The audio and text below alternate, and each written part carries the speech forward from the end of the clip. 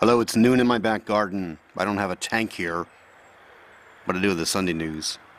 I'm Bernie Goldbach. I'm looking inside a little R&R, a feature inside the Sunday Times magazine about troops, British troops in Afghanistan serving Queen and country behind the lines, making spoofs worth watching. Let me tell you, from someone that wore the uniform for more than a decade, what you think is good protocol isn't always the way you survive living in another country or fighting. In fact, guys say it directly. If they say we don't do our jobs just because of videos we make, they can shove that thought right up their ass. Right, so everybody needs a break. Good article, great magazine, along with a few other Sunday magazines. This one here, The Nationalist, is local paper once a week. Sunday Business Post, Sunday Times. I'll take you whipping through them in about 10-15 minutes. Starting first with The Independent, where news and life is local. The hashtag on Twitter was GE11. Nationalists wanted to blog about it. Instead, if the Nationalist is watching, which I'm sure they're not, I think you ought to shift the emphasis. The emphasis ought to go towards Twitter. And then link it back to the blog. Good idea, but blogs are old. Ask anybody going to the Irish Blog Awards in a few weeks' time. Sunday Business Post. Fine Gael and Labour are likely to approve a coalition pact today. Yes, they are. You can listen to my thoughts about that on audioboo.fm/topgold. View what I'm doing on Topgold. I'm Topgold on YouTube. You know, YouTube will get about 20-30 hits of this. Audioboo will get 30 or 40 hits. What's that say about how people want to get their news? What's that say about me? Tourism. Irish tourism is ready for a critical season, it says. It's Nicola Cook's article. I flag it as tourism. Last year was terrible. Dropped to like 1998 levels. Spending not seen since 1998 in terms of tourism numbers and spending. Just shit for people involved in tourism. Inside the Sunday Business Post, stuff put on entrepreneurs, all the business. Our poor guys at Tipperary Institute didn't make the cut for the news talk part. But inside this paper, some other stuff that's worthwhile concerning innovation. Samantha McGaughlan has a story about Minister Eamon Ryan, the former communications minister, who went ahead with the second phase of an entertainment channel. Well, we didn't go ahead with the second phase of the entertainment channel. And what I'm interested in about this, a news channel, I think it's quite innovative because it is disruptive, and the regulator, Broadcast Association of Ireland, raised concerns that the news channel may have adverse impact on newspapers, the kind of things I'm reading right now. So to the extent it's disruptive, maybe it's up to the state to figure out how to bring the two things together. For example, a lot of television items are pulled from newspapers. Give them credit. Give it syndication. Adrian points out a good stuff here about Apple being wary of banana skins. Steve Jobs is the thug, maybe. A liar, maybe. A bully, maybe.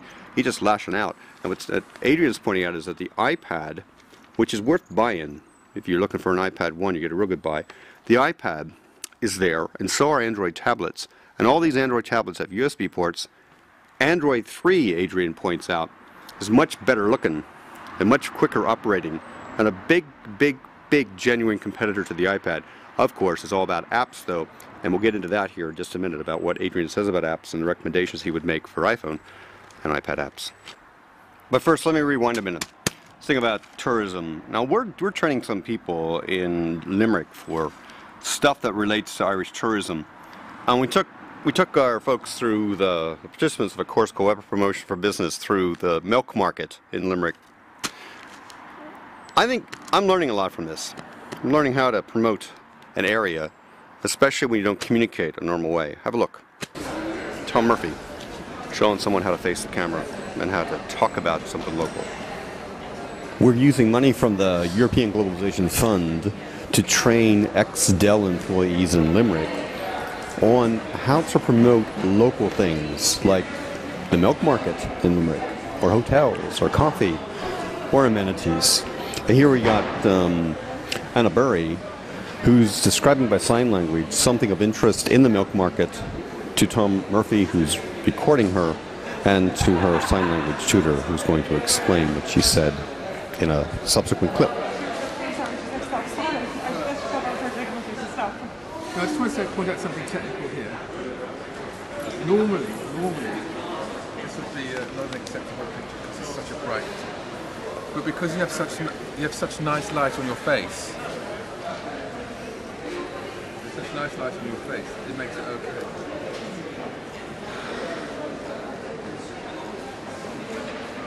But there's any kind of shadow there.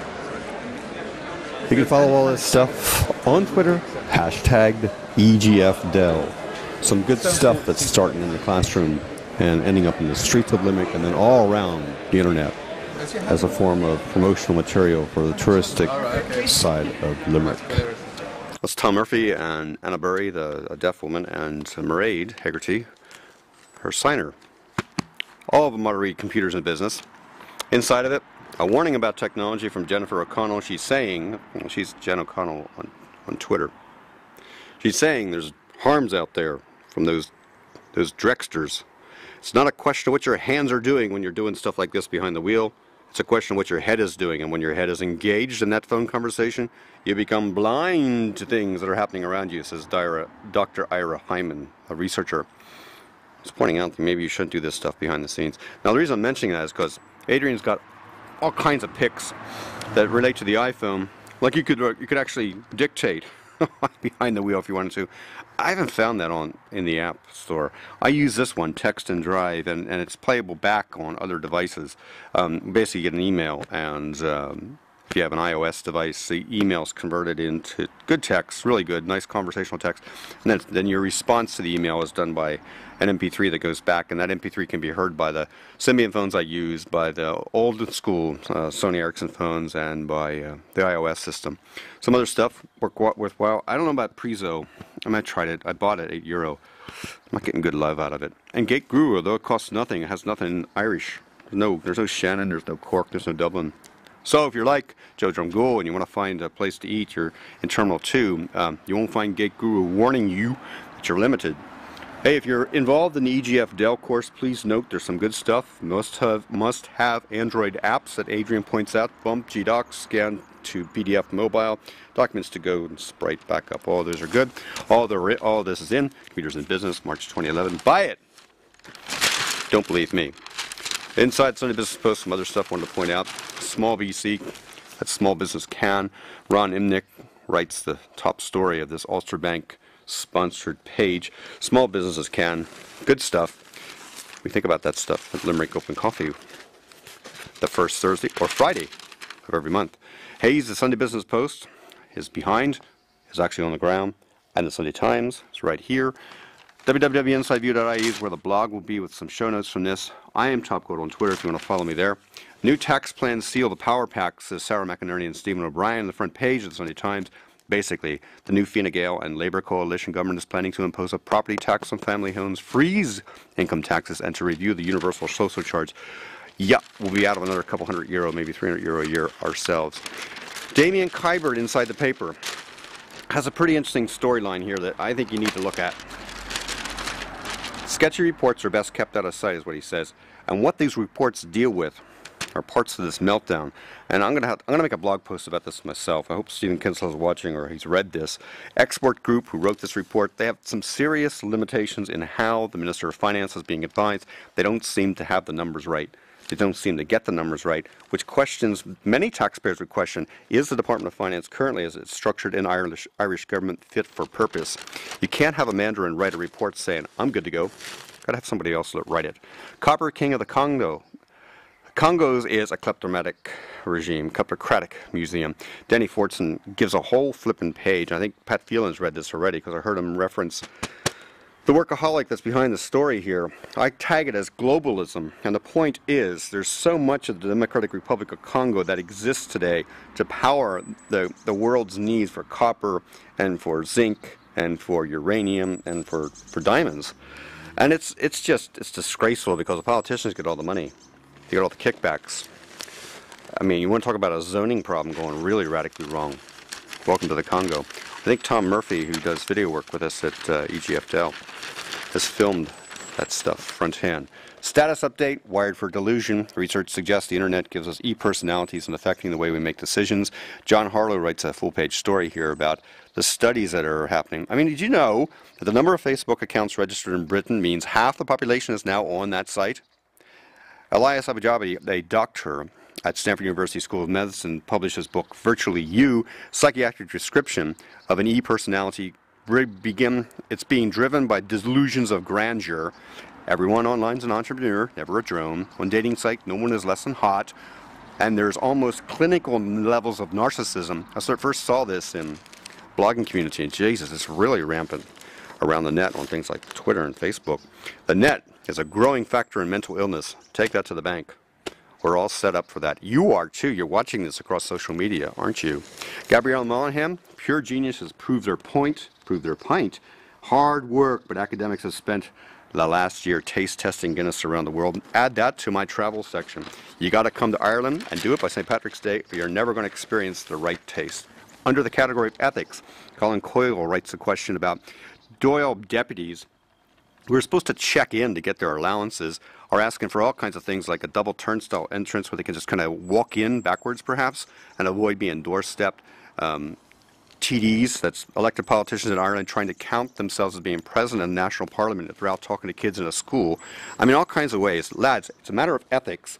You're supposed to be at work to get paid to be at work. Well, be at work. You are a national politician. Oh, I forgot. All politics is local in Ireland, and maybe these politicians, especially the ones that wear hats, should be given a chance just to stay at home. Motormouth, car that talks to you. Back to you, Jen O'Connell. You probably don't like the fact that the Ford Sync's coming to Europe for a cost of €400. There's a really cool linguatronic message control system in the Mercedes-Benz. Talks like a robotic share. But it works, it works, baby. Personally, I like that little iOS 4 thing they call Text and Drive because, boy, text and send. I like the sound of the Spitfire. You will too. That's Caroline Grace, 58, the world's only Spitfire pilot. She flies this plane. On the 5th of March 1936, the Spitfire prototype K5054 made its first ever flight from the Supermarine Works at Eastleigh in southern England, heralding the start of a legend that is just as powerful today as it was during those dark years of World War II.